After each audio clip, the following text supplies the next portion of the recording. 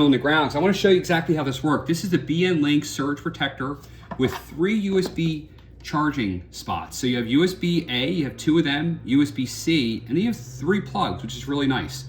You can also mount this, permanently, kind of semi-permanently with a screw in the middle. My outlet doesn't have the screw in the middle. I have the outlets that have the screws out here, but sometimes the circle ones will have a screw in the middle. So you take that screw out, and then this screw would go in that hole, but it's not required. So if you see, you put this here, right? I'm just gonna leave that screw where it is. Now I have 3 plugs. So I only had 2 before, but now I have 3, which is really nice. These are also surge protected, so you can plug electronics in here and they'd be safe. On top of that, it has a night light. So you can see this little light that shines down here.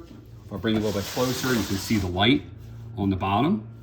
And also the one thing I noticed is that it has a little lip here on the top. So if you were charging like your phone, you could put your phone in there, which I don't have on me right now, but you could put a phone or something on the top when you're charging it, and it would kind of hold it up there, which is really nice. I'm not sure if that's what it was intended for, or if it's just like a added benefit or a side effect, but pretty neat. You can put the night light also on auto mode, so at nighttime it basically just turns on, and so it turns on and turns off, or you can actually turn it off. The switch is right here on the side. You have your off or auto. So, and there's the sensor right there. It must be dark over here because that's why it's turning on every time I turn it on. So there you go. BN-Link with surge protection, which is really nice. Definitely good for all of your electronics.